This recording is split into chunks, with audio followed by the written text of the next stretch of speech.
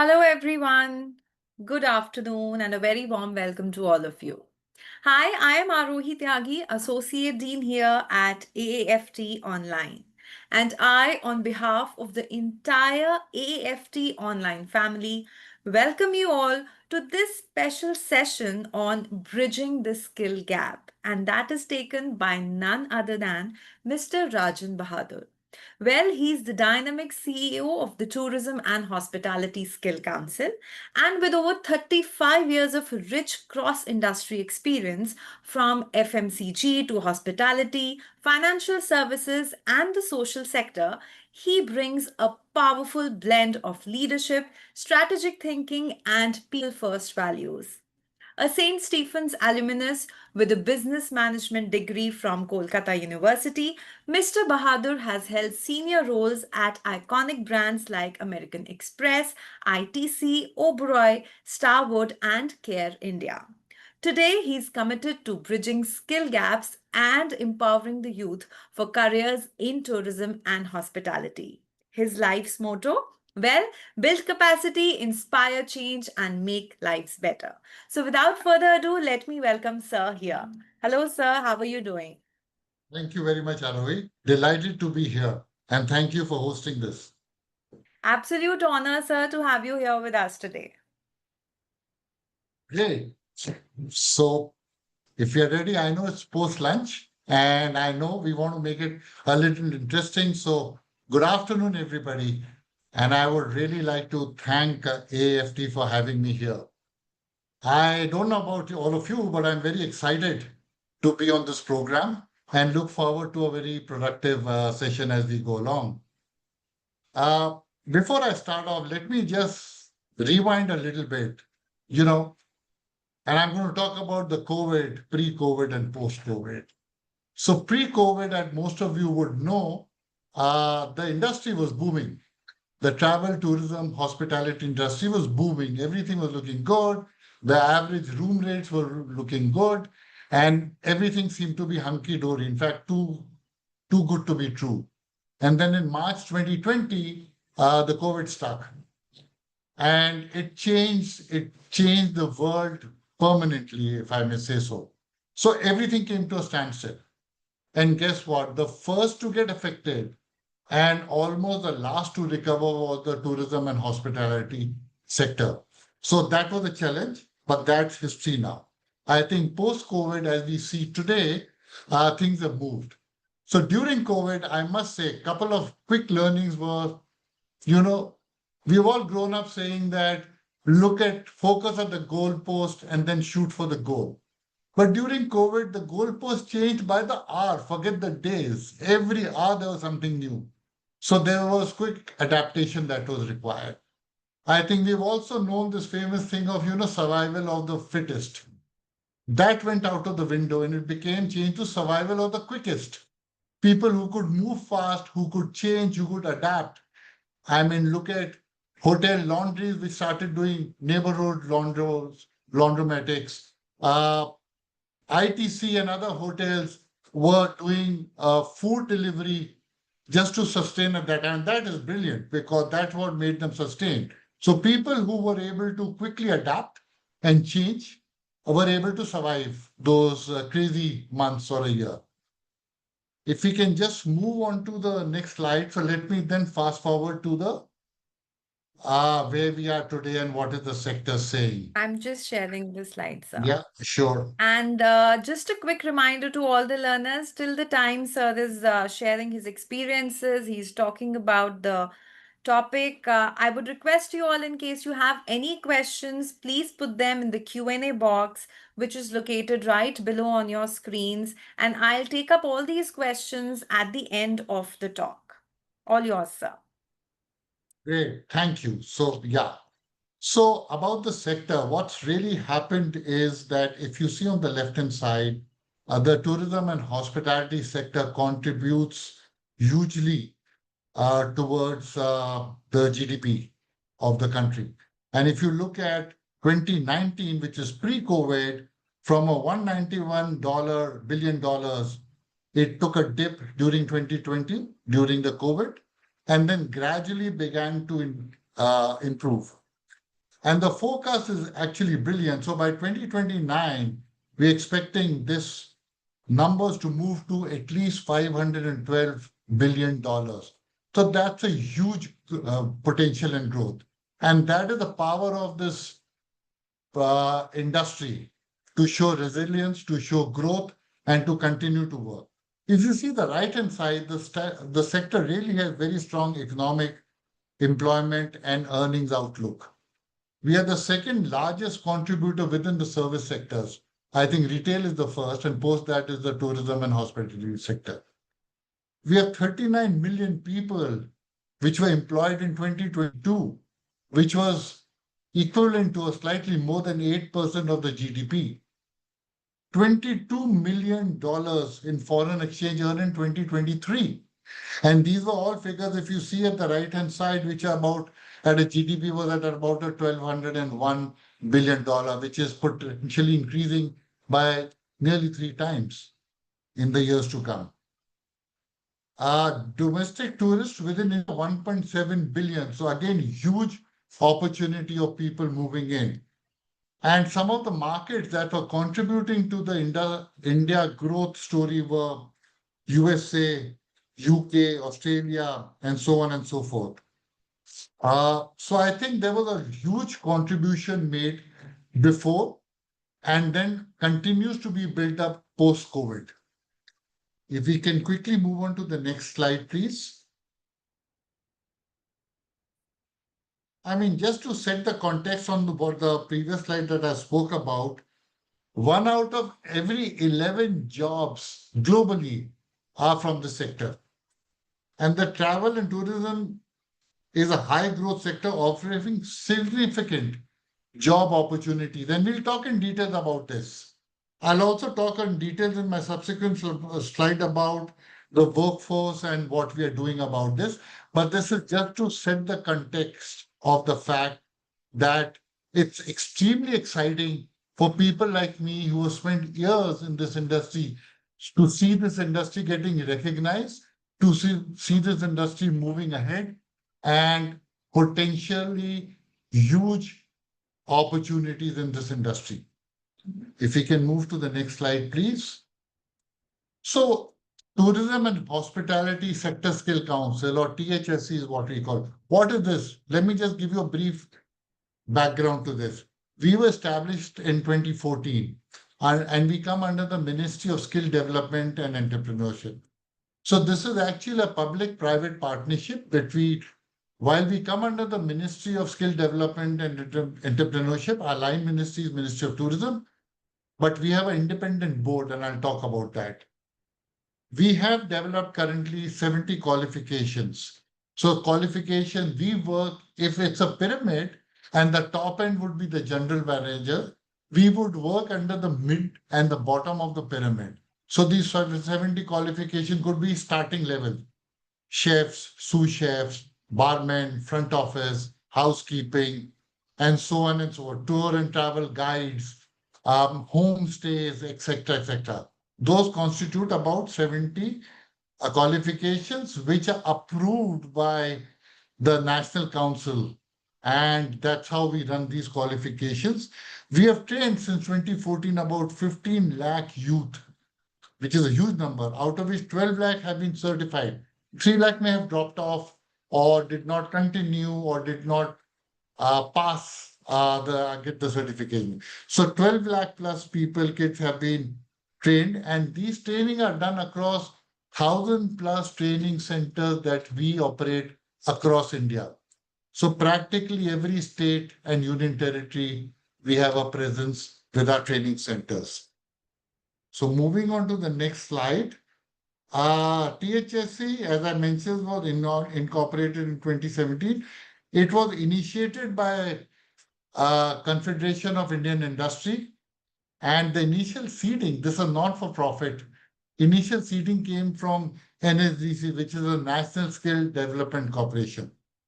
I mentioned that we have an independent board which comprises of stalwart like Mr. Vikram Oberoi from the Oberoi Group, Mr. K.B. Kashru, who's the chairperson for South Asia for Radisson Group, Mr. Ajay Bakaya, who's the managing director for Sarovar, and many, many more. So we have a total of about 34 people in our board, and I'll talk about that.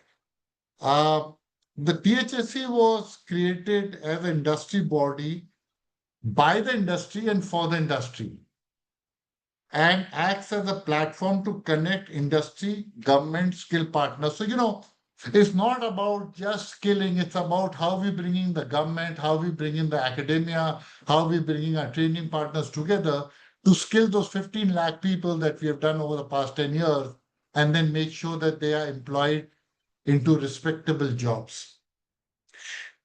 As I mentioned, THSC works under the aegis of MSDEC with a line ministry as the Ministry of Tourism.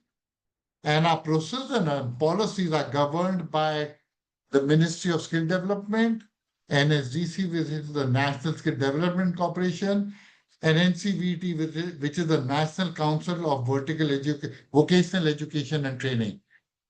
It's not as confusing as it sounds. That's the hot seat that I work on to make sure that all these three bodies work in tandem to ensure that we are able to give the right training to our people. Moving on to the next slide.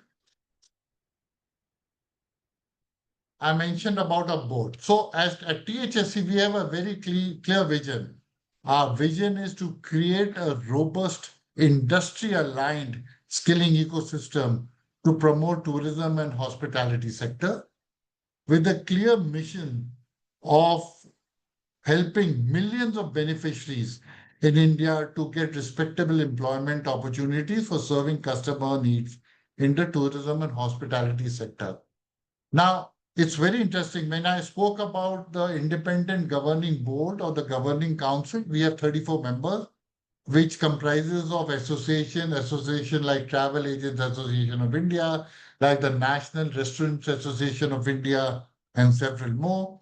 It had industry leaders and industry partners. We work with 750 brands, which contribute to about 2,500 plus industries. So, for example, if Oberoi is one brand, it constitutes about 30 units, independent units of properties. That's how we talk about over 2,500 units.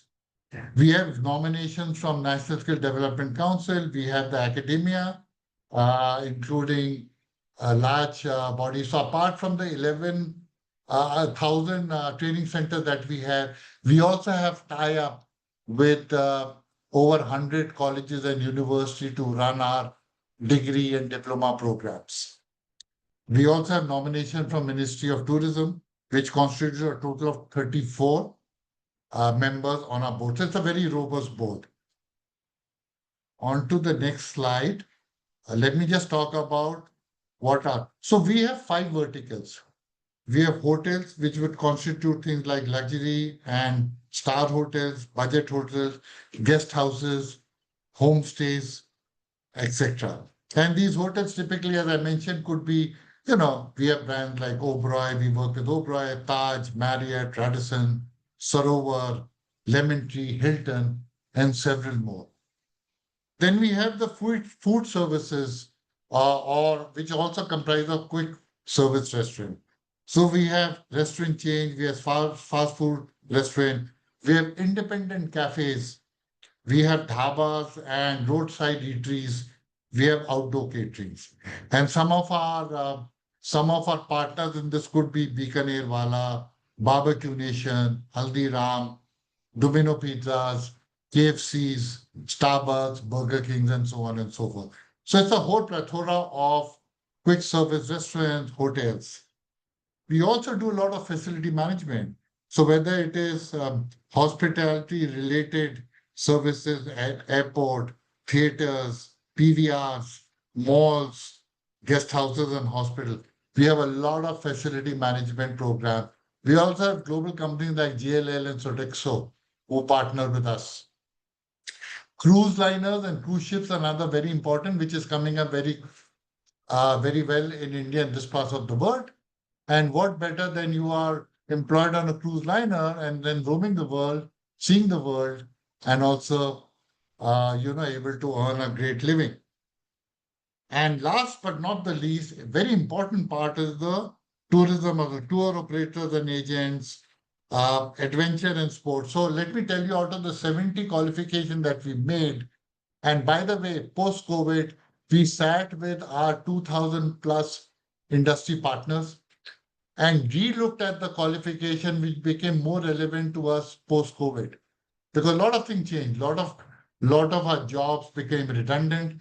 Lot of them were new. Lot of them collapsed and merged into other jobs. AI became very important and so on and so forth. So out of the 70 job roles, there are about 19 new job roles specifically to tourism and travel that we created and are running them, which includes some of the very fancy stuff and adventurous stuff like paragliding, etc. So there is a lot of fun and happiness within our own sector out here. If we move on to the next slide, yeah. So let me just quickly tell you that what does THSC do? So I told you we have about 750 brand, which translate into about 2,500 independent unit. We work with each one of them in terms of what is the forecast, what is the need, how many employees will they have in the next 12 months, 24 months, 36 months. We have a standards team who then engages with them and holds workshop to make sure that we are able to do the right qualification or job roles. When we talk about front office or we talk about housekeeping or we talk about chefs, there's so much happening in the industry that these roles are evolving and they keep changing. So we are constantly working in tandem with our industry partners to make sure these job roles are deliberated on, updated, upgraded, and so on. Once we do that and get them approved by governing bodies, which are the government bodies like NCVT, etc., we then implement these through our 1,000 plus training centers as well as our 100 plus colleges and universities, and through a whole lot of master trainers which we hire, and then they have trainers who then implement these courses across the country, across our training centers. These are all short-term trainings and recognition of prior learning. So let's talk about short-term training. These 70 roles that you're talking about are short-term trainings. And then we have roles which we are put in the universities and college, which could be 1 year diploma, 2 years, 1 year certification, 2 year diploma, or advanced diploma if you do 3 years and a degree program. Once these kids do the short term or the diploma courses, we assess them and we certify them. So any children, any kid, any youth, any youngsters, any young men and women who graduate or pass out of our training centers will then get a diploma, which is like a seal of confidence. And our job doesn't stop here.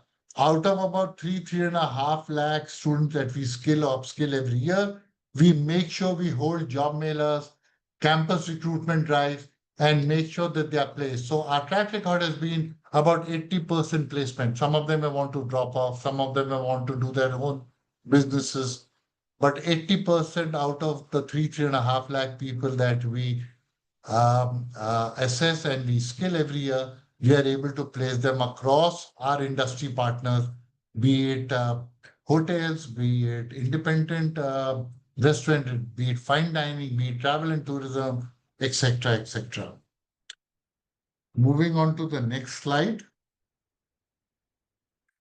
So in a nutshell, THSC acts as a bridge between industry partners, acts as a bridge brings together our colleges and academia, brings together our 1,000 plus training partners and colleges, and make sure these are all sort of joined at the hip to be people are trained and then they are certified through a joint program between NCVT and THSC, which is recognized. So once you have this program, this is like and you have a certification, this is like a seal of confidence where we make sure that these kids are placed.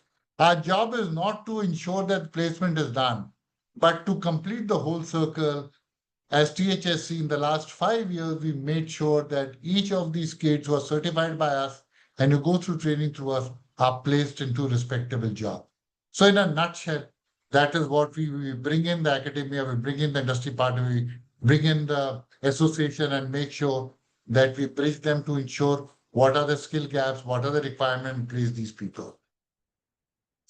Moving on to the next slide, I'm very happy to say that THSC appointed PwC last year to conduct a first of its kind huge skill gap study, which happened across 26 states and union territories, covered over 120 districts, and we had over 500 industry partners who participated. We covered over 10,000 youth and individuals for our survey. This all resulted in reflecting a real-time insight from across India's tourism ecosystem. This sort of a study had never been done earlier. There were smaller studies contained to a geography or a state which were done, but on a pan-India basis. And what it did was it projected incremental workforce demand of over 3 million or 30 lakh people, which will be required over the next 5 years till 2028. And these 30 lakh people, I'm not even talking about people who are moving out or who are quitting jobs and may go into other sectors or quit a job and join something else within the sector. These are new people requirement. So huge opportunity in the next 4 years about this. I must say that we took in Pricewaterhouse because we wanted to make sure that we have a very robust and a scientifically done study. And I'm happy to share with all of you that this study is quoted. This is on our website. Please go and have a look at it. This study is quoted by the ministries today. This study is quoted in every forum which we talk about. And this will become the Bible for the tourism and hospitality to go to understand what are the skill gaps, what are the main jobs required for the next 5 years, and so on and so forth.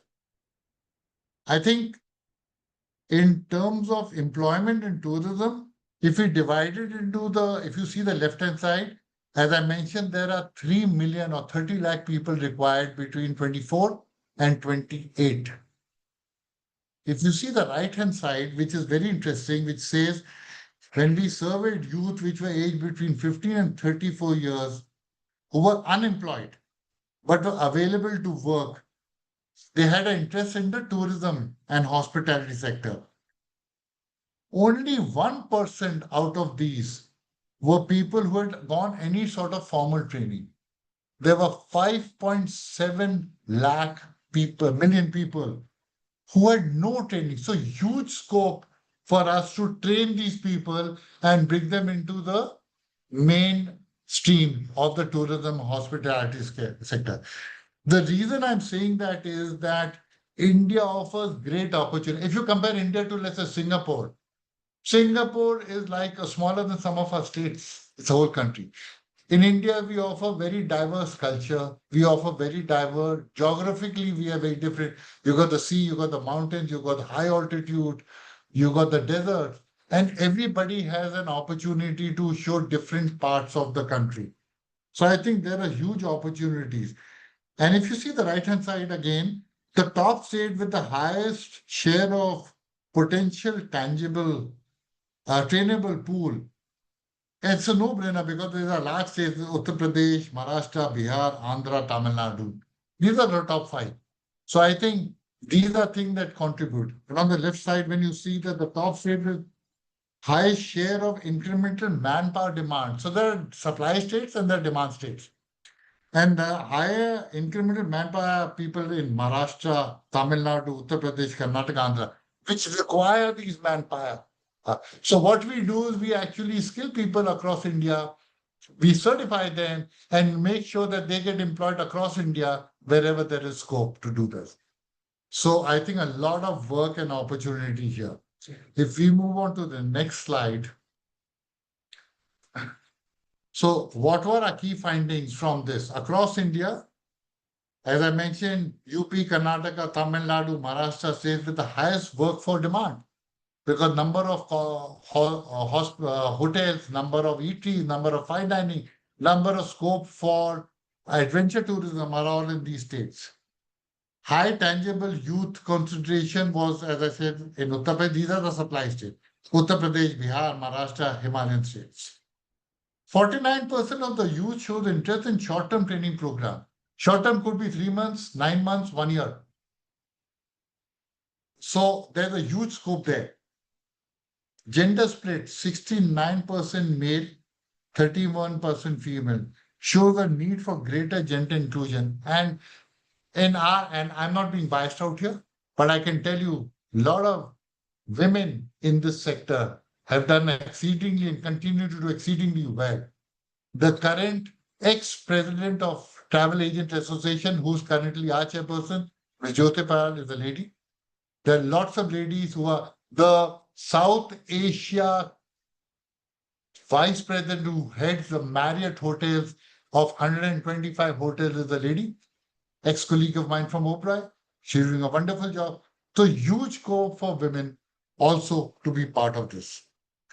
I think moving on to the very next slide, when we talk about current training and challenges, when I spoke about opportunities, we must talk about challenges.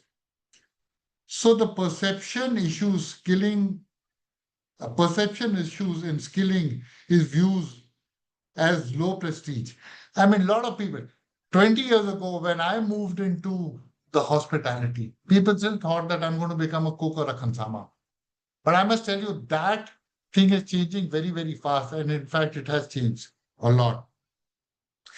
Industry norms of long hours, low wages, discourage people from joining. It is hard work.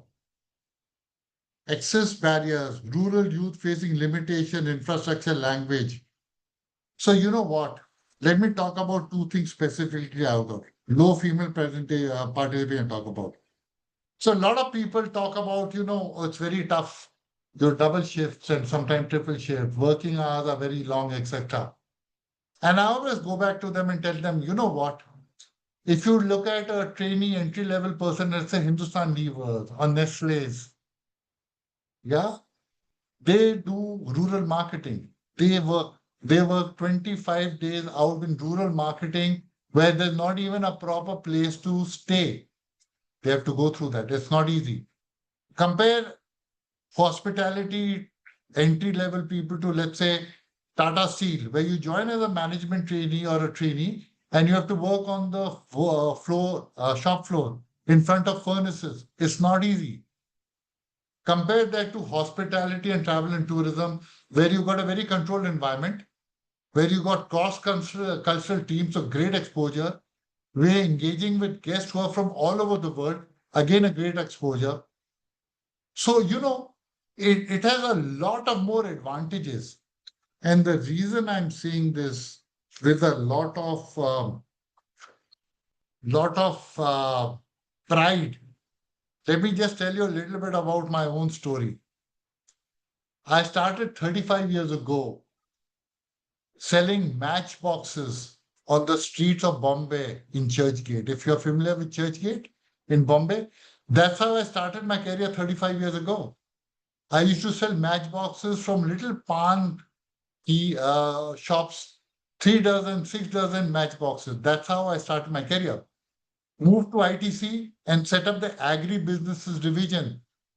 Launched Sundrop edible oil, which became 18 months, within 18 months, became the largest selling edible oil in that category. Today is one of the still success stories within ITC to set up the agri-business. Moved to a completely different industry from consumer sale into travel and tourism with American Express. From there, moved to the Oberoi hotels. What started as a call from Mr. PRS Oberoi's office saying he wanted to meet me. I thought we had messed up on his credit card with American Express. I was with Amex that time. I thought I'll be getting a dressing down. That meeting lasted for an hour and 45 minutes. And at the end of it, Mr. Oberoi himself offered me a job. And I moved from travel tourism to hospitality. I was never from any hospitality school. I worked with them for 5, 6 years, set up the national sales team, moved back as a director to American Express, looking after all the verticals of travel, tourism, financial services, foreign exchange, and credit cards. And then from there, moved on to, got started into South Asia, and then moved into the social sector, and which has taken me to my current. The reason I'm sharing all that with you is that when I started my career, I actually used to wonder that will I even own a car of my own. But I do believe that opportunities come to everybody. Please take the opportunities. Please take calculated risks. Do not shy away from moving. I could have been still selling matchboxes for the rest of my life. So there are huge opportunity, and particularly in today's India, the huge opportunity. So let me just take you to the next slide, which is really the story of transformation. You know, we have always heard about this crow, thirsty crow, who actually looked at, a pitcher of water, but the water level, when he kept putting in pebbles, he was intelligent. He put them. So the hospitality industry was something like that. Frontline workers, especially those from tier two and tier cities, rural area, often entered the industry without any formal training. So they had no clue what was happening. So there was no training, no grooming or guest-centric behavior. So they were like these heavy stones, inconsistent, one by one, we took. Quickly, if we move on to the second slide, our own very crow who's putting in pebbles became smart. And today uses a straw to draw water. Instant, consistent, on the ball. And that is what is happening to our frontline. Through targeted short-term, high-impact training programs in hospitality etiquettes, soft skills, etc., we are able to ensure that we have a new culture enabling our people to rise, turning hesitation into confidence and creating professionals who are proudly embody into that famous saying of Aditi Devo Bhava. The hospitality journey from stones to straw, from struggle to service excellence is a youth. Let me give you one example. If you see globally in India, if you see Asia, if you see globally, Indians have in their DNA hospitality. And Indians are the people who do best. You see enough success story of people who have risen from the bottom level to the topmost level. And I just told you about people, about Marriott, about Sarova. All these are homegrown people who started from like you and me, or you're planning to start from the bottom of the staircase, and those to become managing directors, CEOs of large global companies. I'm not doing a sales job here. I'm only giving you my own story and a lot of examples which I come across. Talk about the opportunity. You know, New York City has 135,000 rooms in the 3, 4, and 5 category. Compare that to total India as a country, we have just over 1 lakh of rooms. And that is the reason today, lot of international change, lot of international brands, lot of Indian companies are expanding, focusing on India because they see huge opportunity of people who are traveling, both internationally and globally, and to have these opening up of hotels and restaurants, adventure tourism, etc. You need people. And where are the people coming from? Training from this sector that we are all looking and aspiring to become. India is, as I mentioned, witnessing a rapid surge in the hotel development. And key players, whether it is ITC, Marriott, Hyatt, all of these are recruiting people and they will continue to recruit people hugely. 30 lakh people, as I mentioned, are required here. These brands are launching properties not only in metro, but also in tier 2 and tier 3 cities, closer to all of our homes where we may like to go and start doing. So moving on, so again, huge opportunity, and I'm very excited to share that these are the opportunities that people like you who take to tourism and hospitality are going to fit in and are going to be successful. Moving on to the next slide. if we speak about strategic intervention or industry-led interventions, as I mentioned, we work across 750 brand and over 2,200, well, 2,500 plus operational rule. So we are working with them not. So the government has helped us initiate the skill council, but we can't be dependent on the government. So we go back to the industry, and the industry is telling me, hey, you know what? We will pay for training. We will pay for making sure that you're able to train to our requirements, and we will absorb those kids and those people. So again, never before in India has this happened earlier. Our curriculums are in line with international curriculums.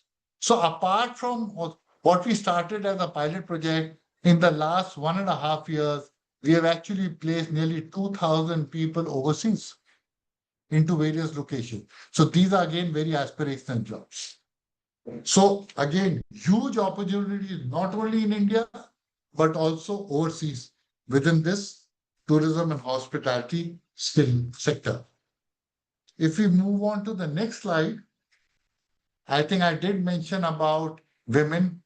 And while we are a not-for-profit, I can also tell you that we are also companies are actually helping us to in the CSR funding. So I went to Visa International. Visa International is the largest global digital platform. I told them that tourism people use Visa cards, right? We have tied a 3-year contract MOU with Visa to train people in India, and nobody less than their vice chairperson global of Visa flew down to India to sign that MOU with us. So that is the interest which is there in the hospitality, travel, and tourism. We've signed up with Indigo for a 2-year program to train people for hospitality and skilling, nothing to do with aviation and airline, but for hospitality and training. We are a not-for-profit, but we are applying back some of the money that we are making into skilling. So we skilled on our own 150 women. And this year, that target is doubled to 300, who have all got employed by brands like Oberoi, Radisson, Marriott already happening. Moving on to the next slide. I spoke about the women and the phases in which THSC is taking walk the talk, walk by ground. If I go to today other hospitality industry and say, give me a CSR money to skill people, I also tell them that I'm employing back my own money to skill people. On to the next slide, please. So, there's a lot of potential. We have many state-run hotels. We have, there's a lot of scope we are working with them to upskill the existing people. One of the biggest example is THSC was invited by the government to upskill the entire staff of Rashtrapati Bhavan, President's House, where we reskill them. And mind you, they've been there for maybe second generation, some of them. We reskill them on simple things like how to cook, how to bake, how to serve, how to lay the table, and so on and so forth. It was an eye-opener for even them. So, I mean, governors' houses. So even the ministry and the government is looking at THSC now to skill. So that is the level of our skilling. If we move on quickly onto the next slide, which is building the future. What are our focus areas? Our focus area is really to integrate the emergence of technology, green skills, and adventure tourism. We are looking at short-term modular skilling tailored to local economies. If you have adventure tourism in, let's say, Uttarakhand, we are using a lot of our training centers, are training people there for high altitude travel guides, for homestays, for paragliding. If you're looking at other places, we've got 70 other, as I mentioned, job roles, which are approved by the government, which we're using. So a whole lot of increased participation of women through flexible, inclusive models. And there our industry partners are coming from. And to say that how do we make it more congenial, environmental friendly for women also to come into this mainstream. Moving on to the next slide. The road ahead we see is We are wanting to bridge the skill gap through collaborative governance through government, sector skill council, academia, and industry. Let me tell you that while we have apprenticeship program running, there are a lot of things in a hotel. It's not just about baking and patisserie and things. There are plumbing, there are electricians, there are engineering, which are required, which come onto our portal, which are not through our skilling sectors, but we sort of funnel them through into the industry through our portals. The second last slide, and I'm conscious of the time. If we move on to our second last slide, which is the global demand. I spoke about taking out 2,000 odd people and placing them overseas. We're talking about well-trained, disciplined people, Indian staff who are already making a success in area in countries like Dubai, Singapore. Culturally sensitive. As Indian, it is in our DNA to be culturally sensitive, to be a guest at home is the most important, and guest in our hotels is the most important. Our kids, our students, our youth speak basic English and they're very apt at learning fluent English. And these are the areas where overseas they do exceedingly well. Indians by nature are very hardworking, committed to the jobs, and they do exceedingly well there. In closing, really, I would like to make a few comments here. If you can move to the next slide, please. THSC, as a sector skill council, is committed to empowering the youth like all of you through skills and showcasing the country on a global stage and a future ready tourism workforce. My vision, my dream, and the Prime Minister's dream is to make sure that we make India into a skill hub. And tourism and hospitality play a very, very important role. As I mentioned earlier in my talks, in this environment, you are exposed to multicultural team, multicultural guest from the very entry level. It's not that you've got to become a GM to start engaging with these sort of people. You require very few technical know-how of engineering or medicine and all. You can start off the bottom, grow, learn the cuisines, learn the services, learn restaurant services, learn operations, and grow. And today I can tell you one more thing. This is the only industry where you have people like me who are sales and marketing, not operations, but over a period of time have grown, have also done sales operation jobs and done them well. So there are no bars for the right fit and people who have the right attitude here. I must also say, and I'm not saying here because I'm being invited for this session, but institutes like AAFT and all, I've seen the curriculum. There are curriculums which are at par with global curriculum.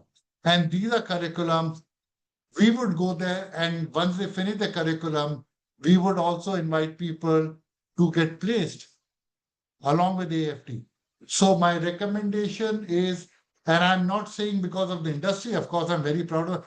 I've worked in consumer sales, I've worked in financial services, I've worked in travel and tourism, I've worked in hospitality, and now I work in the social sector.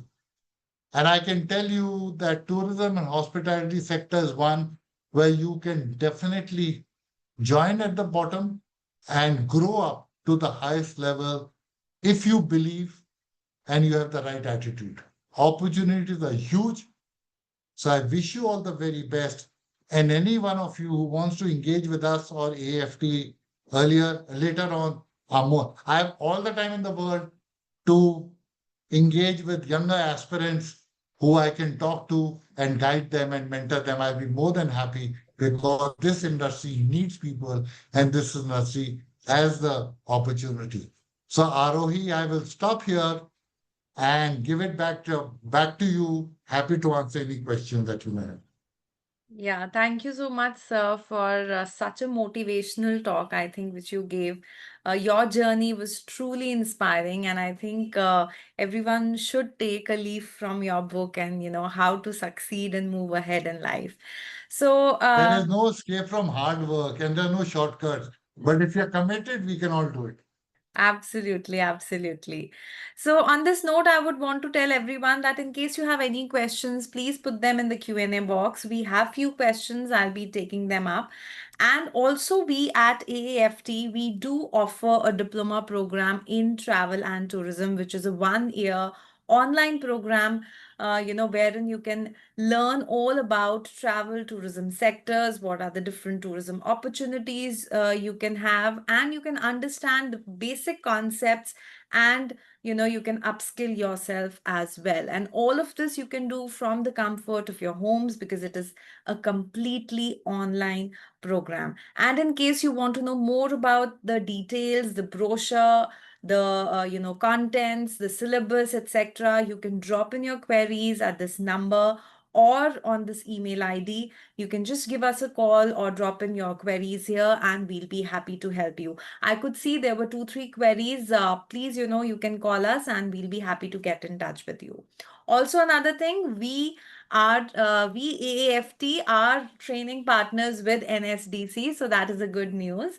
And yes, you do get a certification of NSDC once you complete this diploma program. All right, sir. So we have few questions. I'll take them. One question is that what are we doing to deal with government to announce and give our sector as official industry status?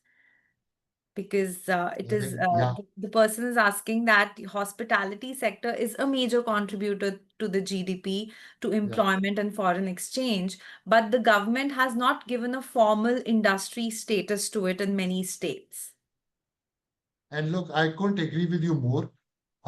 We have been constantly going back, not just through THSC, but through representation from larger bodies, to go back to the ministries and to the government to ask, request, demand for an industry status. I think the government is beginning to see the merit in this. As I told you, one of the largest employers, one of the largest GDP earners, one of the largest opportunities, of investment into the country. I think the government is seeing that. I'm keeping my fingers crossed, but I'm optimistic. Timelines, I'm sorry, I can't tell you. I wish I could, but we are actually completely in alignment with whoever's asking this question, and nothing would make it. I mean, that is the right thing to do for the government. So we are hoping that will happen sooner than later. Right, sir. Thank you for answering that, sir. Perumal has a question that what can we see hospitality and tourism sectors in the next 10 years? So as I did mention to you, uh, 10 years of our journey, past 10 years, we started off from zero base till I think 2 years ago, we had about 400 all training centers and no this thing collaboration with colleges. We had very few industry partners. In the last 2 years, our training centers have grown to 1,000 plus. Our colleges and universities have grown to 100 plus. Our industry partners who started collaborating with us has grown to over 2,500. As I mentioned to you, the skill gap study that we had done, which was done by PwC, and nonetheless says that in the next, by 10 years, in the next 4 years, 5 years, we need 30 lakh more people. So I think there is a youth. Also, so this is the supply side. The demand side is the Marriotts, the Radissons, the Indian chains, the ITC, the Oberois, they are all investing in opening new properties in the subcontinent and India. As I mentioned to you, who's going to run these properties? Who's going to run the services there?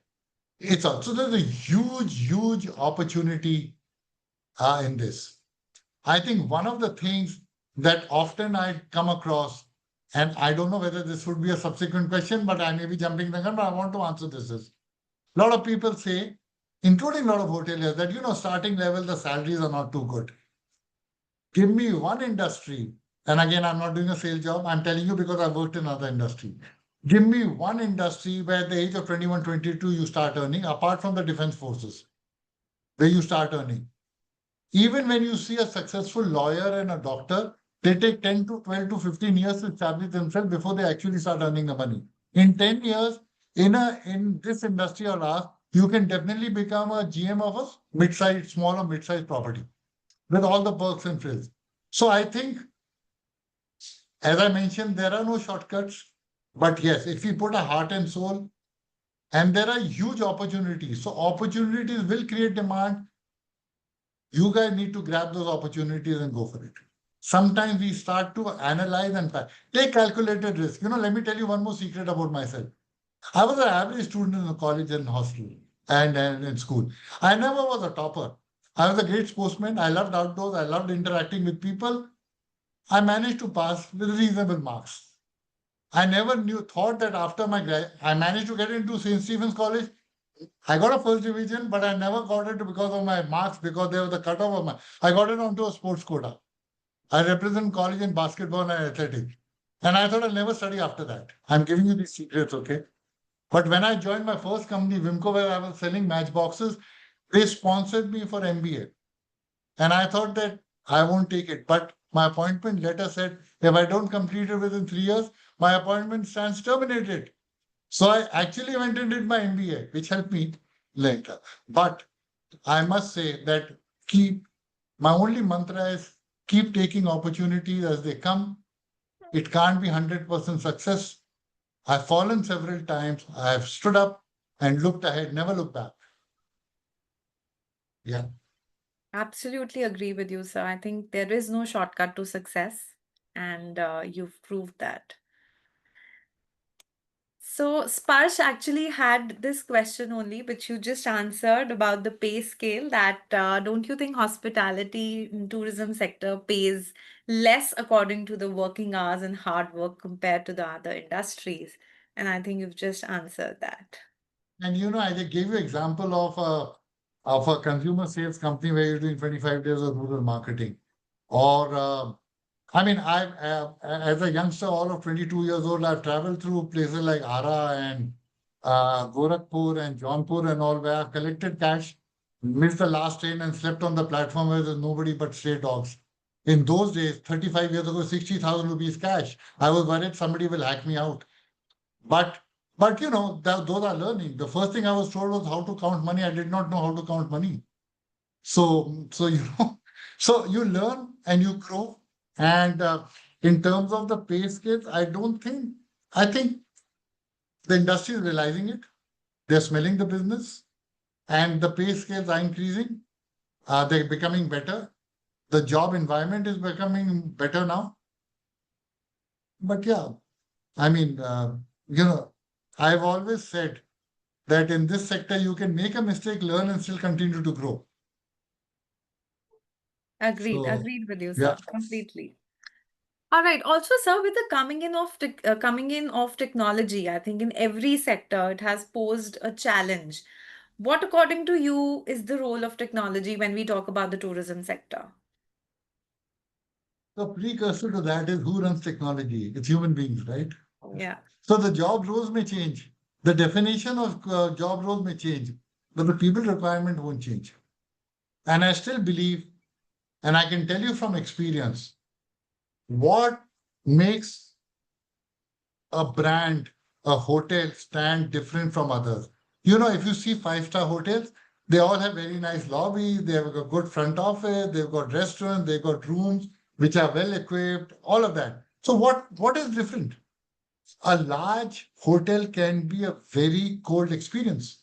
Here, imagine this: a frequent traveler, long distance, long haul traveler lands into India at an odd, unearthly hour in the night, checks in half asleep, goes to sleep, right? Gets up in the morning, has breakfast, checks out.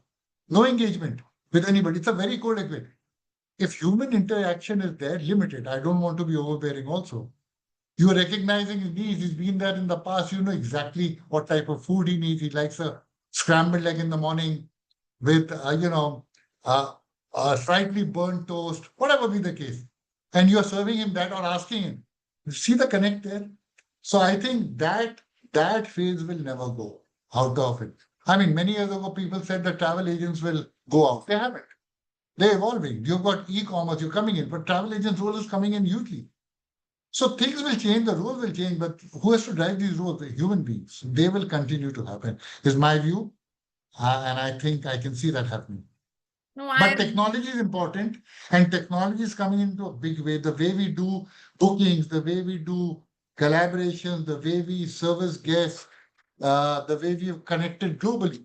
I mean, what is a brand? I got in Western hotels into South Asia. My first launch was the Western Gurgaon.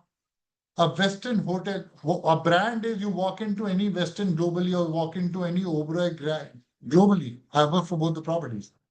They will, the way the thing, the lobbies are similar, the front office is similar, the rooms are similar size, similar. You'll be surprised the placement of slippers, bed slippers are in the same place. The accessories are in the same place. The reason is that if a customer is disoriented after a long haul flight, he or she feels comfortable. The beds are similar. They feel comfortable. It's a home away from home. A lot of things goes into this. I Yeah. completely agree. So that personal touch is something which cannot be replaced by AI or Absolutely. technology, definitely. Absolutely. Absolutely. And another thing, sir, that people who are already in this industry, in the tourism and hospitality sector, what else can they do to upskill themselves, so that maybe they can increase their pay scale or maybe they can rise up the ladder? Your thoughts on that? So a couple of theoretical things are things that, you join whatever and then you do a course in computers and technology and all that. And I'm talking about hospitality. You continue to grow on that and grow that. The other thing is in this industry, what you need is common sense, and what you need is the willingness to adapt and change. And I told you earlier, a lot of examples, including mine, where I'm not a hotelier by profession. But you talk to me about wine today, you talk to me about serving food today, you talk to me about operations of the hotel, I've run properties, has all come in on the job training.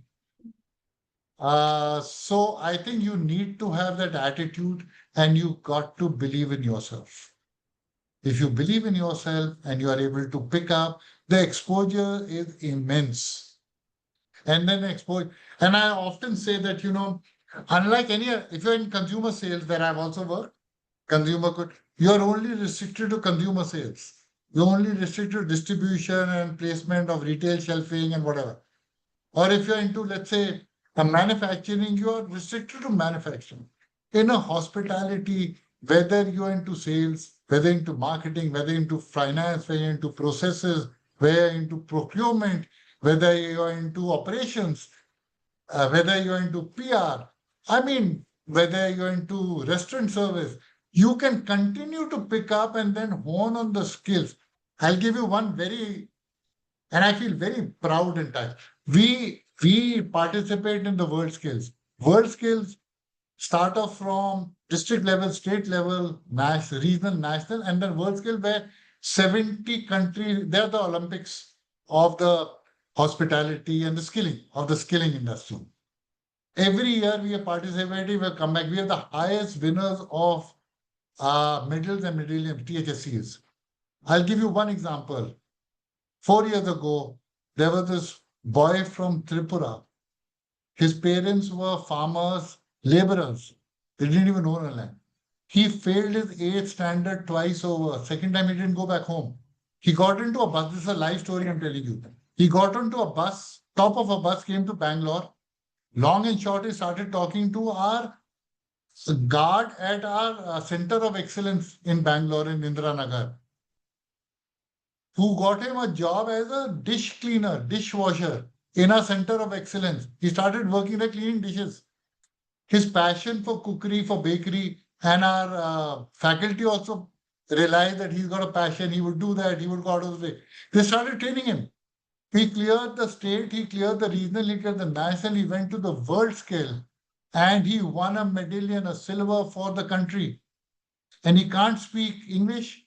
I told him, what will you do? Will you go back to your parents? He said, I don't know how to explain. So we made a video of his, doing the scales and doing it and go back to it. He became a hero there. But I'm telling you, from that level also you can dream. They have to have the will to do.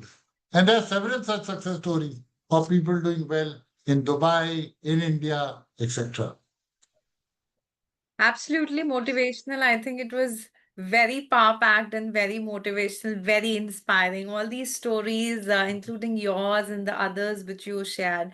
So before we end, sir, I mean, I don't feel like ending, but time is running out. We have to end. So before we end the session, just a little, announcement again to all the people. I could see again few people inquiring about the course fee and course structure. So, in case you want to get to know all those things, please just drop in your queries here or just pick up your phone and, call us, and we'll be happy to help you with everything you want to know regarding the travel and tourism course. So, that's it from our side. And thank you so much, sir, for such a wonderful session. It was Thank you, very Arohi. inspiring. Really enjoyed it. And thank you all. I hope it wasn't very boring, but looking forward and wishing you all the very best. And when you start sort of working and I walk into a restaurant or your own business or a hotel, if you see me around, just come and say hello. I'll feel really proud. Thank you. Bye bye. Absolutely. Thank you so much. Thank you, everyone. Have a good day. Bye bye. Thank you.